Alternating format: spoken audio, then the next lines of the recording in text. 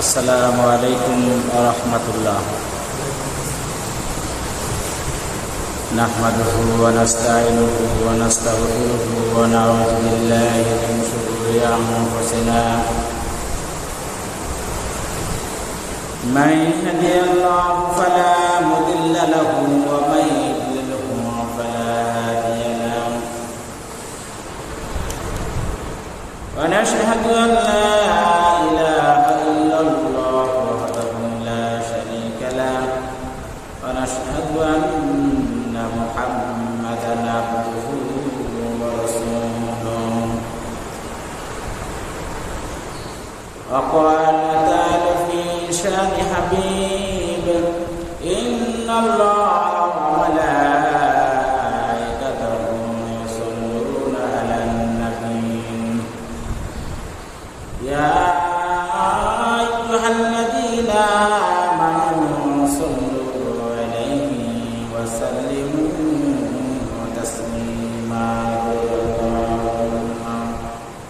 صل على سيدنا مولانا محمد وعلى آل سيدنا شفيعنا محمد اللهم صل على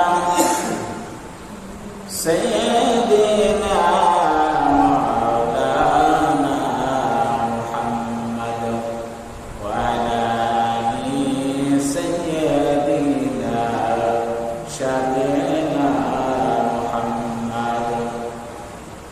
ইব্রাহিম নবীকে নমরুদ কাফেরে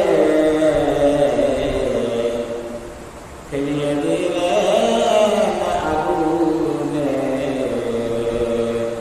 জ্বলছিল আগুন পুড়িনি নবী মহান আল্লাহর কুদরতে। আল্লাহুম্মা সাল্লি আলা সাইয়্যিদিনা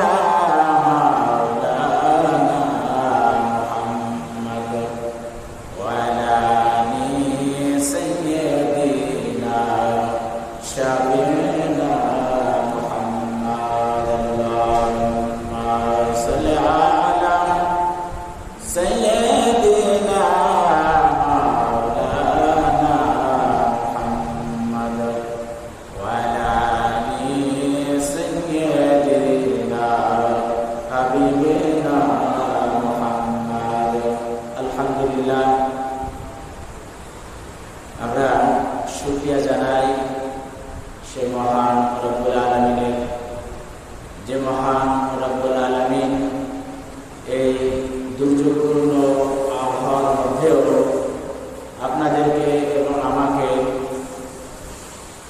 জুমার দিনে প্রথম ভাগে মসজিদে আসার তৌফিক দিয়েছেন। এজন্য আমরা আল্লাহর দরবারে শুকরিয়া আদায় করি, বলি আলহামদুলিল্লাহ। আর আমরা শুকরিয়া জানাই যে মহান রব্বুল আলামিন আমাদেরকে আরো একটি সপ্তাহ হায়াত বাড়িয়ে দিয়ে বেশি বেশি করে নেক কাজ করার তৌফিক দিয়েছেন। এজন্য আমরা শুকরিয়া আদায় করি আলহামদুলিল্লাহ। লাখ কোটি দুরূদ ও সালাম সেই মহান নবীর প্রতি, যাকে সৃষ্টি না করলে এই পৃথিবীর কোনো কিছু সৃষ্টি হতো না। তারই শানে আমরা একবার দুরূদ পড়ি, বলি সাল্লাল্লাহু আলাইহি ওয়াসাল্লাম। সম্মানিত উপস্থিতি, আমরা গত জুমায় আলোচনা শুনেছিলাম যে পিতামাতা সন্তানের প্রতি কি কি দায়িত্ব বা কর্তব্য পালন করবে, সেটা আমরা সংক্ষিপ্ত আকারে জুমার দিনে যে নির্ধারিত সময় তার ভিতরে যতটুকু সম্ভব আমরা শুনেছিলাম। আজ আমরা শুনব যে পিতামাতার প্রতি সন্তান কি কি দায়িত্ব পালন করবে। মানে গত সপ্তাহে আমরা সন্তানের প্রতি দায়িত্ব শুনছিলাম, এ সপ্তাহে আমরা শুনব যে সন্তান পিতামাতার প্রতি কিভাবে দায়িত্ব পালন করব। তো প্রথমেই আল্লাহ তাআলা মানে পিতামাতার সম্মান সম্পর্কে আমাদেরকে অবহিত করেছেন। সূরা বনী ইসরাঈলের 23 নম্বর আয়াতে আল্লাহ তাআলা ঘোষণা করেছেন, وَقَضَىٰ رَبُّكَ أَلَّا تَعْبُدُوا إِلَّا إِيَّاهُ وَبِالْوَالِدَيْنِ إِحْسَانًا وَقَضَىٰ رَبُّكَ আল্লাহ তাআলা আমাদেরকে নির্দেশ দিচ্ছেন ইল্লা তা'বুদু, যে আমরা আল্লাহ ছাড়া অন্য কাউকে আমরা ইবাদত করব না, আমরা একমাত্র আল্লাহ তাআলাকে আমরা ইবাদত করব, আল্লাহ তাআলা আমরা ইবাদত করব।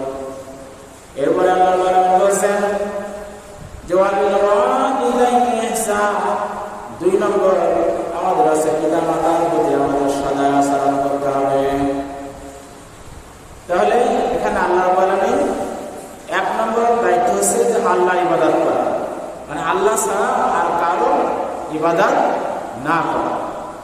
এবং 2 নম্বর দায়িত্ব হচ্ছে আমাদের যে পিতামাতার প্রতি সদয় আচরণ করা। এই সদয় আচরণ সম্পর্কে বুখারী শরীফের 597 নম্বর হাদিসে হযরত আব্দুল্লাহ ইবনে মাসউদ রাদিয়াল্লাহু তাআলা আনহু বর্ণিত, রাসূলুল্লাহ সাল্লাল্লাহু আলাইহি ওয়াসাল্লাম বলেছেন যে ক্বালা সাহাতুন নবী সাল্লাল্লাহু আলাইহি ওয়াসাল্লাম, এক ব্যক্তি নবী করিম সাল্লাল্লাহু আলাইহি ওয়াসাল্লামের কাছে জিজ্ঞাসা করলেন, ইয়া রাসূলুল্লাহ আইয়ুল আমালি আহাব্বু ইলাল্লাহ, আল্লাহর নিকট সবচেয়ে পছন্দনীয় আমল কোনটি? ক্বালা, নবী করিম সাল্লাল্লাহু আলাইহি ওয়াসাল্লাম বললেন, as-salatu ala waqtiha, সময় মতো নামাজ আদায় করা। সাহাবী আবার জিজ্ঞাসা করলেন, সুন্নাহ আইয়ুম, তারপর কি? ক্বালা, নবী করিম সাল্লাল্লাহু আলাইহি ওয়াসাল্লাম বললেন, সুম্মা বিরুল ওয়ালিদাইন, পিতামাতার সাথে ভালো ব্যবহার করা। বুখারী শরীফের হাদিস। সাহাবী আবার জিজ্ঞাসা করলেন, সুম্মা আইয়ুম, এরপরে কোন আমলটি সবচেয়ে ভালো? ক্বালা, নবী করিম সাল্লাল্লাহু আলাইহি ওয়াসাল্লাম বললেন, আল জিহাদু ফি সাবিলিল্লাহ, আল্লাহর রাস্তায় জিহাদ করা।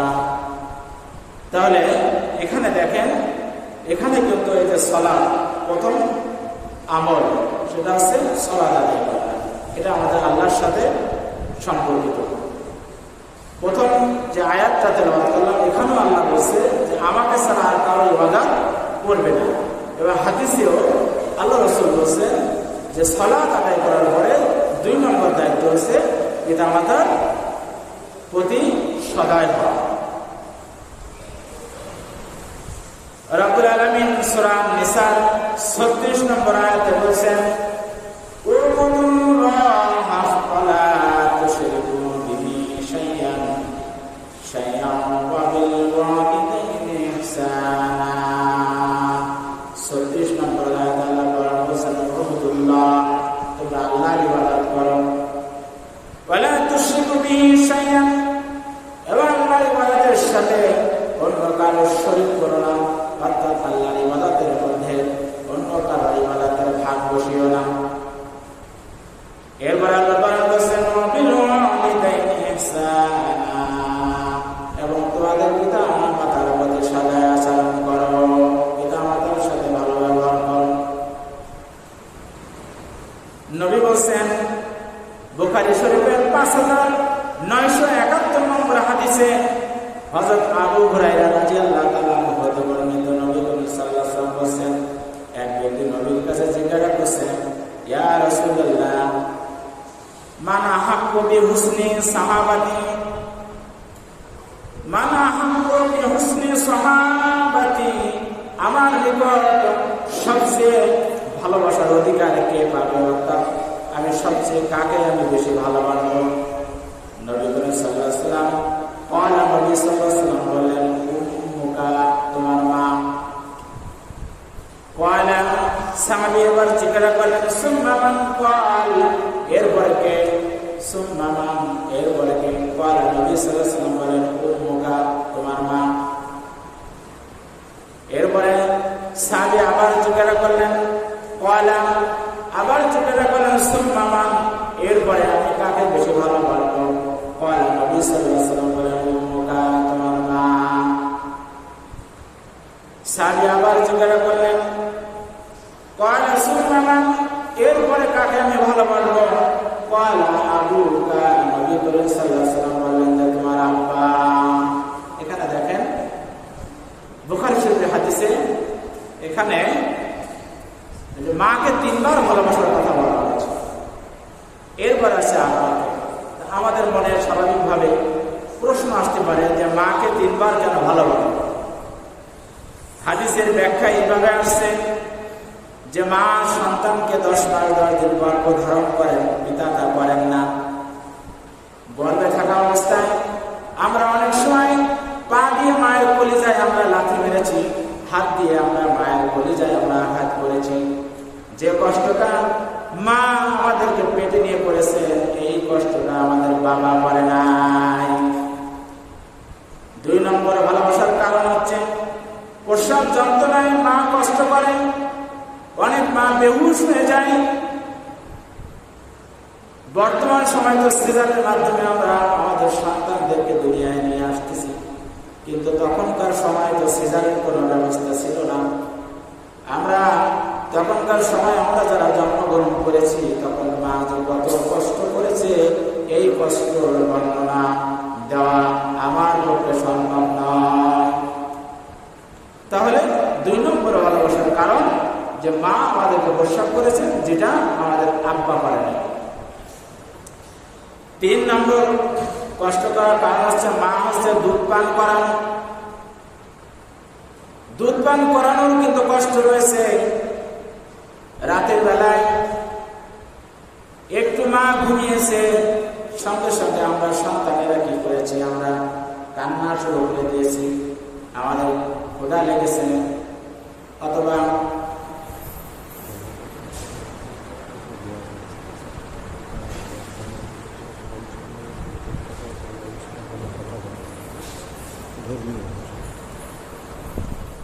এরপরে অনেক সময় আমরা রাতের বেলায় পেশাব করে দিয়েছি, পেশাব করার পরে কিন্তু মা ঘুমাতে পারে নাই।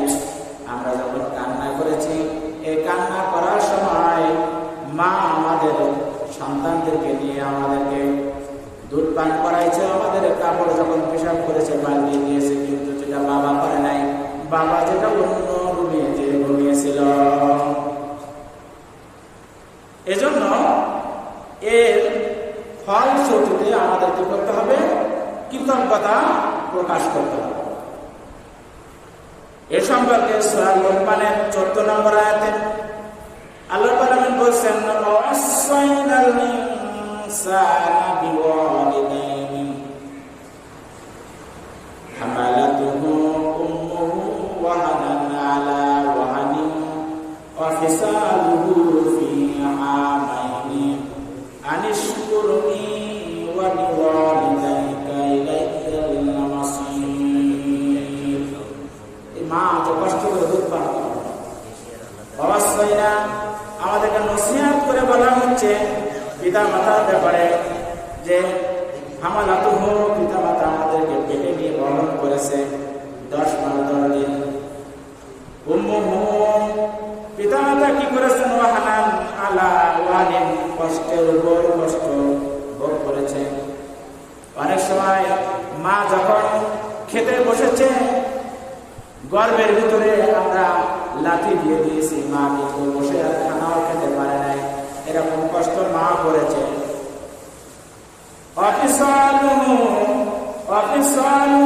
এবং দুধ পান করিয়েছে মাইনে 2 বছর, দীর্ঘ 2 বছর ধরে দুধ পান করিয়েছে।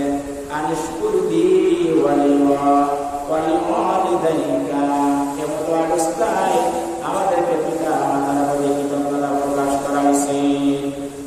কেননা আমরা আল্লাহ রাব্বুল আলামিনের কাছে আমরা পদার্পণ আমাদের করতে হবে।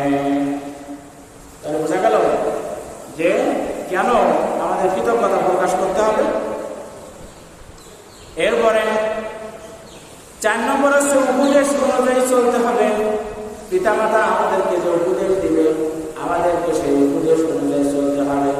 দেখেন, যদি পিতামাতার উপদেশ অনুযায়ী আমরা চলি তাহলে আমরা কি ফল আমরা পাবো? আমরা তো সবাই মুরব্বির আব্দুল কাদের জিলানী রাহমাতুল্লাহ আলাইহির কথা আমরা জানি। উনি যখন বাগদাদ শহরে পড়াশোনা করার উদ্দেশ্যে রওনা হয়েছেন, মা মুরব্বির আব্দুল কাদের জিলানী জামার আস্তিনের ভিতরে 40টি স্বর্ণ মুদ্রা দিয়েছিলেন এবং যাত্রা পথে মা আব্দুল কাদের জিলানীকে বলছিলেন যে বাবা, তোমার চলার পথে তোমার যত বিপদ আসুক না কেন তুমি সদা সর্বদা তুমি সত্য কথা বলবে। মা উপদেশ দিয়ে ছেড়ে দিলেন। একটা কাফেলার সঙ্গে উনি বাগদাদে রওনা হচ্ছিলেন। প্রথমে ডাকাত দল আক্রমণ করলো। ডাকাত দল তাদের কাফেলার উপরে আক্রমণ করলো, হামলা করলো। হামলা করার পরে প্রত্যেকের কাছে জিজ্ঞাসা করে যার কাছে যা ছিল সবার কাছ থেকে সব কিছু নিয়ে নিল। কিন্তু আব্দুল কাদের জিলানী ছোট মানুষ, তার কাছে কিছুই জিজ্ঞাসা করে না। এমন সময় ডাকাত দল যখন চলে যাচ্ছে, একজন ডাকাত জিজ্ঞাসা করছে, এই বাচ্চা তোমার কাছে কি আছে? তখন বাচ্চাটি বলছে যে আমার জামার আস্তিনের ভিতরে 40টি স্বর্ণ মুদ্রা রয়েছে। কয়টা? 40টা। তখন তাদের সর্দারের কাছে নিয়ে যাওয়া হলো। সর্দারের কাছে যখন নিয়ে যাওয়া হলো, সর্দার জিজ্ঞাসা করলো যে তোমার কাছে যে এই 40টা স্বর্ণ মুদ্রা রয়েছে এটা তো আমরা খুঁজে পেতাম না, তুমি কেন এটা স্বীকার করলে? তখন মুরব্বি আব্দুল কাদের জিলানী রাহমাতুল্লাহ আলাইহি বললেন যে আমার মা যখন আমাকে রওনা করে দিয়েছে তখন বলেছিলেন যে যাত্রা পথে যতই বিপদ আসুক কখনো তুমি মিথ্যা কথা বলবে না, মিথ্যা আশ্রয় নিবে না, এজন্য আমি সত্য কথা বলেছি। তো মুরব্বি আব্দুল কাদের জিলানী এই কথায় ডাকাত দল তার যে সর্দার তার চোখে পানি এসে গেল। পানি আসার পরে আলামিন তাদেরকে হিদায়াত করে দিলেন এবং তারা তওবা করে সেই দিন থেকে ডাকাতি ছেড়ে দিলেন। কি জন্য? মায়ের উপদেশের কারণে। এরপরে 5 নম্বর কারণ হচ্ছে আমাদের মাকে আনুগত্য করতে হবে, পিতাকে আনুগত্য করতে হবে। আনুগত্য করার জন্য আবু দাউদ শরীফের হাদিসে রাসূল করিম সাল্লাল্লাহু আলাইহি ওয়াসাল্লাম বলেন, ক্বালা রাসূলুল্লাহ সাল্লাল্লাহু আলাইহি ওয়াসাল্লাম, নবী করিম সাল্লাল্লাহু আলাইহি ওয়াসাল্লাম বলেন যে বিরুল ওয়ালিদাইন, পিতামাতার আনুগত্য করা, পিতামাতার কথা শোনা, পিতামাতার কথা অনুযায়ী চলা হচ্ছে আফজালু, উত্তম, মিনাস সালাতি, সালাত হতে, ওয়াস-সাওমি, রোজার থেকে, ওয়াল হজ্জ, হজের থেকে, ওয়াল উমরাতে, উমরার চেয়েও, ওয়াল জিহাদ ফি সাবিলিল্লাহ, জিহাদ করার চেয়েও। দেখেন আল্লাহ রাসূল কি বলছেন যে তুমি যে নামাজ পড়ো, তুমি যে রোজা রাখো, তুমি হজ করো, তুমি উমরা করো, তুমি আল্লাহর রাস্তায় জিহাদ করো, এগুলো করলে তোমার যে ফজিলত হবে তার থেকে বেশি ফজিলত হচ্ছে তুমি পিতা মাতার যখন তুমি আনুগত্য করে চলবে। পিতা মাতার আনুগত্য করে চলা আছে তোমার জন্য সবচেয়ে উত্তম। সুবহানাল্লাহ। আমরা এখন সুবহানাল্লাহ কি বলতে পারি না? যে এত সুন্দর কথা আল্লাহ রাসূল বলছেন। এবার 6 নম্বর দেখেন, পিতা মাতা যদি অমুসলিম হয়, আপনি হয়তো অন্য ধর্ম থেকে ইসলাম ধর্ম গ্রহণ করেছেন কিন্তু আপনার পিতা মাতা এখন অমুসলিম হয়ে গেছেন, তো অমুসলিম পিতা মাতার সাথে আপনাকেও সুন্দর সম্পর্ক রাখতে হবে। যতদিন তারা বেঁচে থাকবেন তাদেরকে আপনাকে সাহায্য সহযোগিতা করতে হবে। এ কথা কিন্তু আমার কথা নয়। সূরা লোকমানের 15 নম্বর আয়াতে আল্লাহ তাআলা ঘোষণা করে দিচ্ছেন, ওয়াইন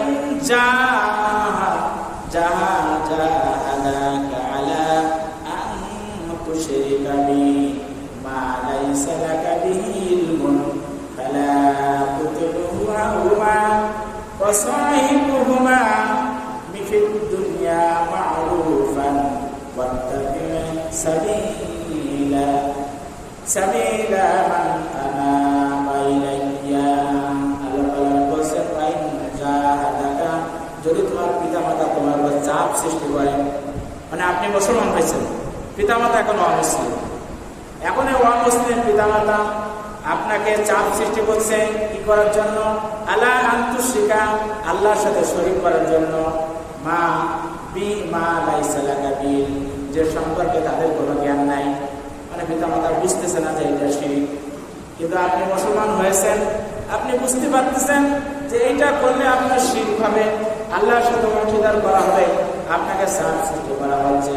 ফালা তুতিউহু ওয়া সাহিবুহুমা, এটা আপনি মানবেন না। এটা যদি আপনি না মানেন, এই কথাটা যদি আপনি না শোনেন, তাহলে আপনার কোনো গুনাহ হবে না। তারপর আল্লাহ কি বলছেন? ওয়া সাহিবুহুমা ফিদ দুনিয়া মারুফান, দুনিয়াতে তাদের সাথে আপনাকে এবং আমাকে সৎভাবে জীবনযাপন করতে হবে, তাদেরকে বোঝাতে হবে, সুন্দর করে বলতে হবে, নরম ভাষায় তাদেরকে বলতে হবে যে না না না বাবা, না না না মা, এই কাজটা আমার আল্লাহ বলতে নিষেধ করেছেন, এই কাজ করা যাবে না। সুন্দর করে তাদের বোঝাতে হবে। কেননা আল্লাহর নিকট আমাদেরকে সবাইকে ফিরে যেতে হবে। এজন্য আপনি মুসলিম, অন্য কোনো ধর্ম থেকে হয়তো আপনি মুসলমান হয়েছেন, আপনার পিতামাতা এখন অমুসলিম রয়েছেন, এমতো অবস্থায়ও যদি আপনাকে পিতামাতা চাপ সৃষ্টি করে আপনাকে যে শিরক করার জন্য, তখন আপনি তাদেরকে নম্রভাবে সুন্দরভাবে বোঝাতে হবে। এমতো অবস্থায় যদি আপনি না শোনেন, যদি আপনাকে বলে যে বাড়ি থেকে বের হয়ে যাও, আপনাকে ভয় থাকতে হবে, বাড়ি থেকে বের হয়ে যেতে হবে, তারপরেও আপনি বলতে পারবেন না যে না আমি বের হতে পারবো না। এ কথা আল্লাহ তাআলা বলতে নিষেধ করেছেন। আল্লাহ আলামিন সূরা বনী ইসরাঈলের 24 নম্বর আয়াতে বলেন যে বিনয়ী আচরণ করতে হবে। তারা যদি আপনাকে বের করে দেয়, বাড়ি থেকে বের করে দেয়, যদি চলে যেতে বলে, আল্লাহর সাথে শিরক করতে বলে, আপনি যদি শিরক না করেন, তাহলে যদি বের হয়ে যেতে বলে আপনাকে বের হয়ে যেতে হবে। আর আল্লাহ আলামিন সূরা বনী ইসরাঈল বলেন যে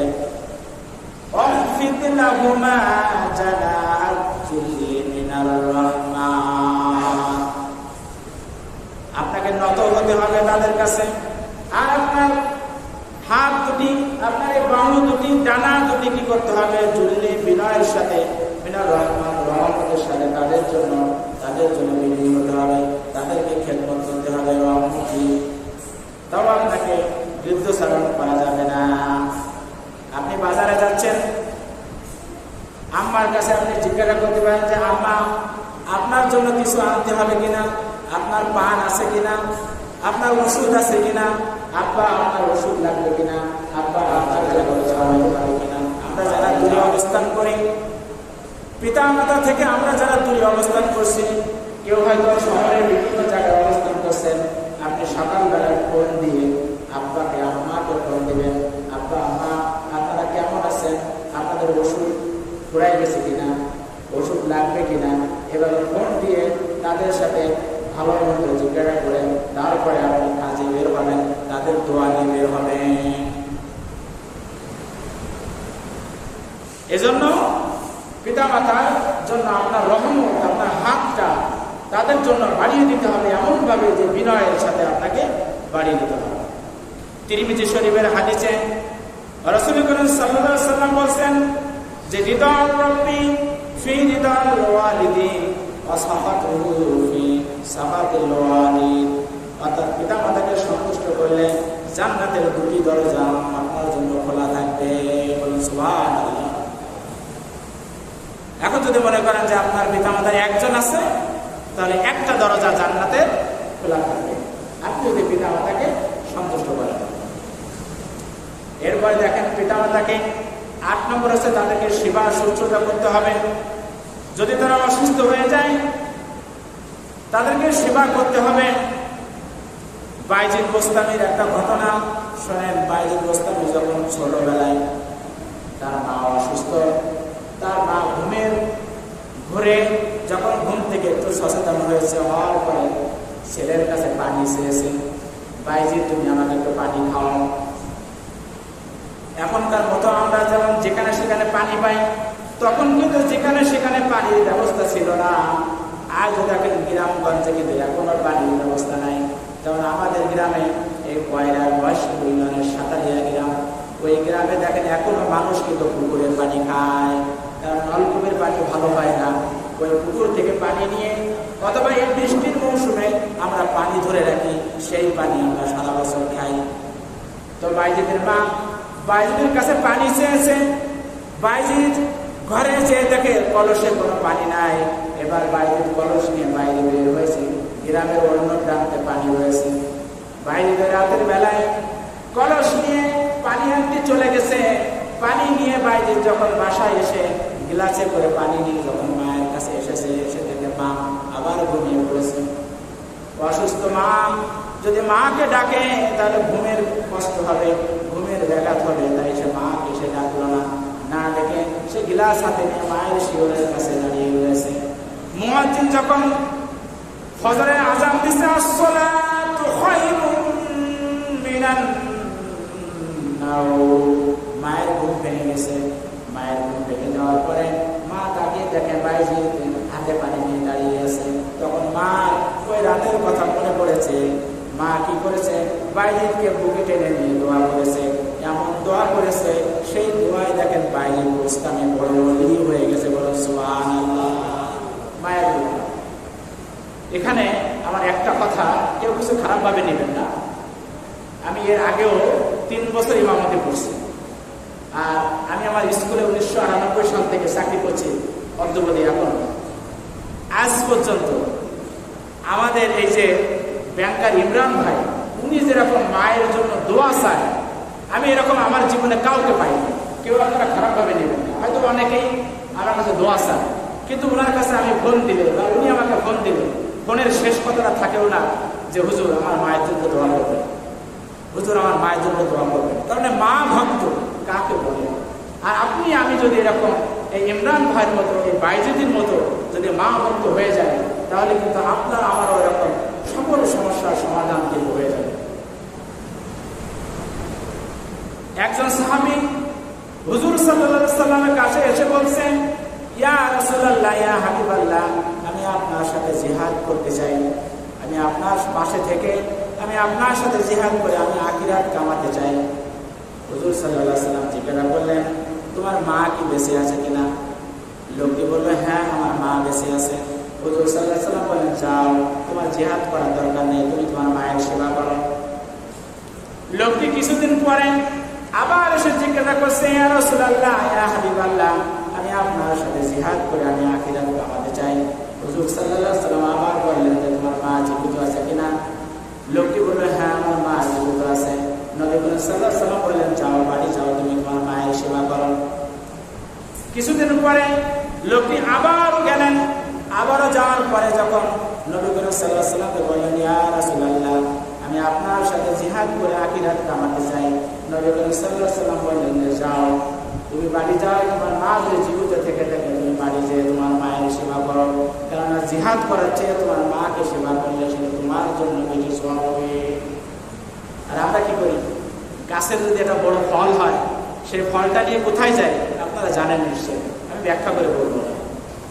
মা বাবার কাছে না যেয়ে আপনারা বাবার দরবারে চলে যান, বাবাকে খাওয়াতে চলে যান। না, আপনি আপনার গাছের ফল আপনি আগে আপনার মাকে খাওয়াবেন, আপনি আগে আপনার বাবাকে খাওয়াবেন, তারপরে আপনি অন্যদেরকে খাওয়াবেন। এটাই হচ্ছে নিয়ম, এটাই হচ্ছে হাদিস, এটাই হচ্ছে পন্থা। এরপরে যখন মা বাবা বার্ধক্যে চলে যাবে, যখন তাদের বয়স হয়ে যাবে, সূরা বনী ইসরাঈলের 23 নম্বর আয়াত আল্লাহ তাআলা বলেন, ইম্মা তাবলুগান্না ইনদাকাল কিবারা আহাদুহুমা আও কিলাহুমা ফালা তাকুল লাহুমা উফফিন ওয়ালা তানহারহুমা। আল্লাহ পাক বলেন, ইম্মা যদি ইয়াবলুগান্না পৌঁছে যায়, ইনদাকা তোমার কাছে, কিবারা তারা বার্ধক্য অবস্থায় পৌঁছে যায়, আহাদুহুমা আও কিলাহুমা তাদের একজন অথবা দুইজন, একজনের বা দুইজনের কেউ যদি বার্ধক্য অবস্থায় চলে যায়, তাহলে তাদের সাথে ফালা তাকুল লাহুমা উফফিন, তাদের সাথে এমন কথা তারা যদি জিজ্ঞাসা করে যে এটা লাগবে আমার, ওটা লাগবে, এটা করো বাবা, ওইটা করো, কোন শব্দটুকু উচ্চারণ করা যাবে না। ওয়ালা তানহারহুমা, এবং তাদেরকে ধমক দেওয়া যাবে না। কে বলছেন? আল্লাহ তাআলা বলছেন। দেখেন, এরপরে পরের পয়েন্ট হচ্ছে আহ্বানে সাড়া দিতে হবে। আপনি কোথাও যাচ্ছেন, আপনি অনেক ব্যস্ত, তারপরে আপনার আব্বা আপনার আম্মা আপনাকে ডাক দিয়েছেন, আমাকে ডাক দিয়েছেন, সাথে সাথে আব্বা আম্মা ডাকে আমাদেরকে সাড়া দিতে হবে। আপনি অফিসে যাচ্ছেন, আপনি যতই ব্যস্ত থাকুন না কেন তাদের ডাকে সাড়া দিতে হবে।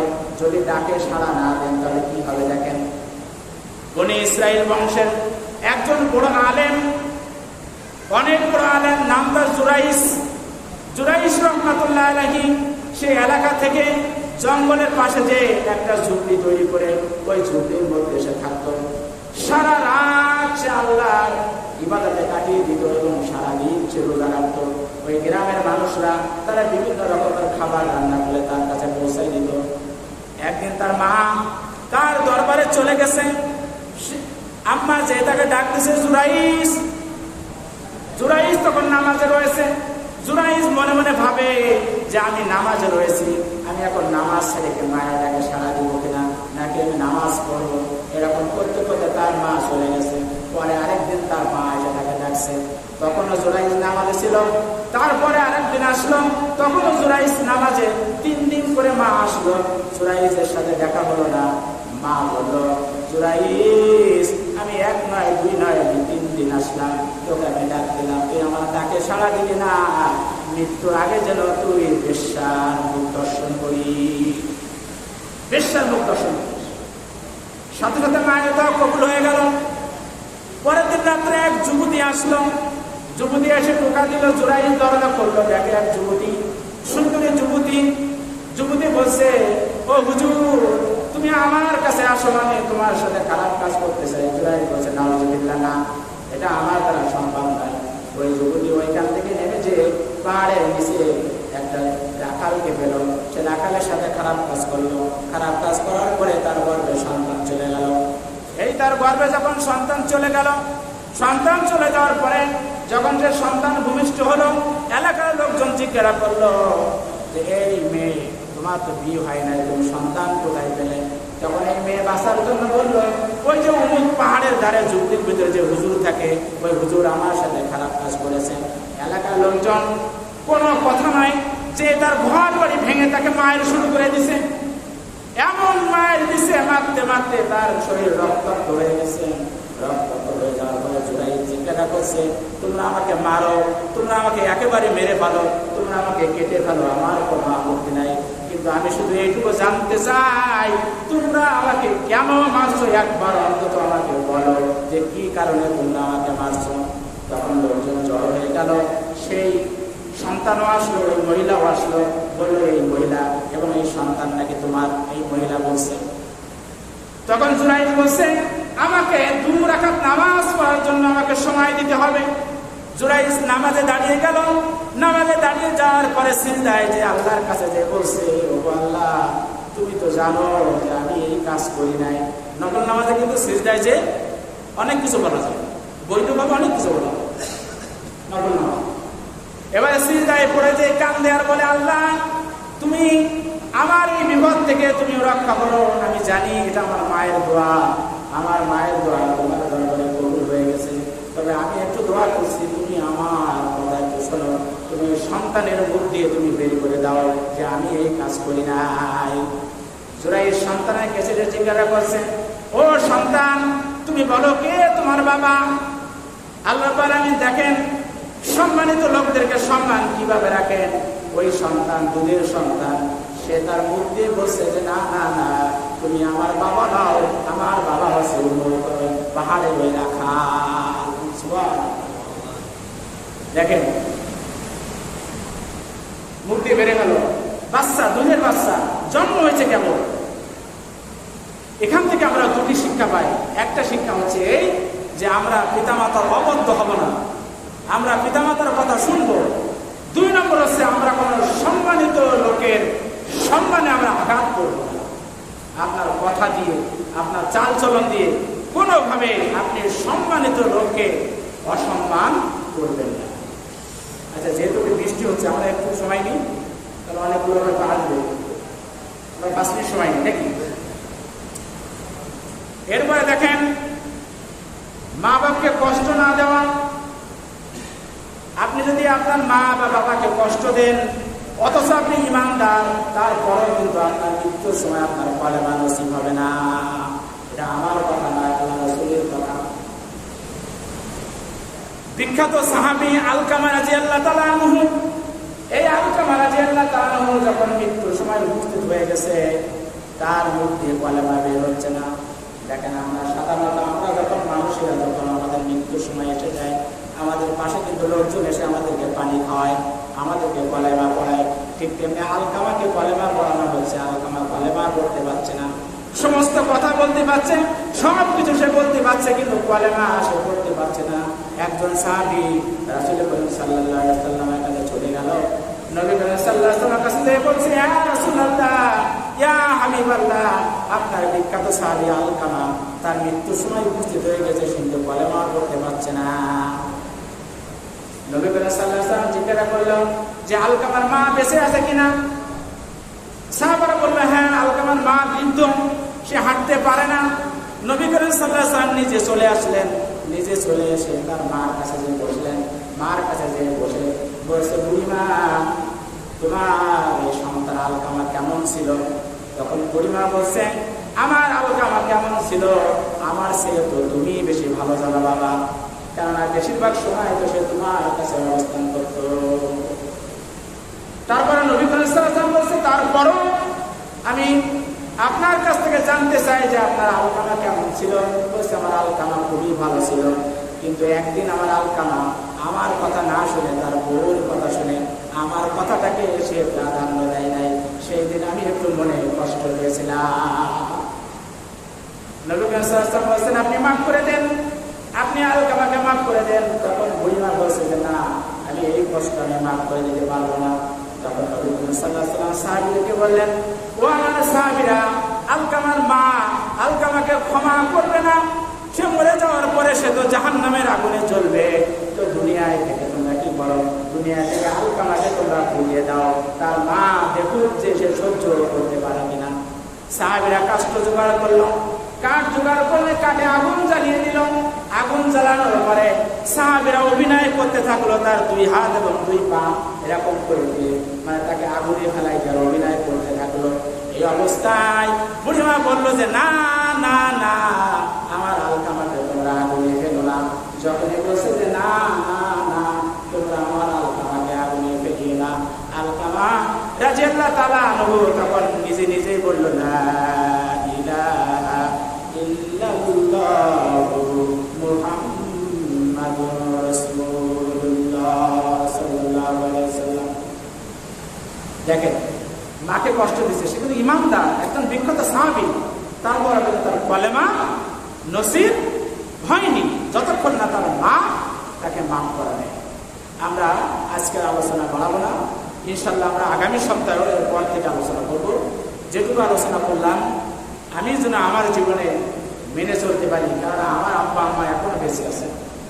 এবং আপনারাও যদি কেউ মা বাবাকে কষ্ট দিয়ে থাকেন, আজকে যে মাফ চাবেন। আমরা আগামী সময় ইনশাল্লাহ আরো বলবো, কিছু বাস্তব ঘটনাও বলবো। আল্লাহ বাঁচায় রাখে ইনশাল্লাহ। আজকের মতো আলোচনা এখানে শেষ করলাম। আমা তাওফীক ইল্লা বিল্লাহ। আসসালামু আলাইকুম ওয়া রাহমাতুল্লাহ। যাদের সুন্নাত বাকি আছে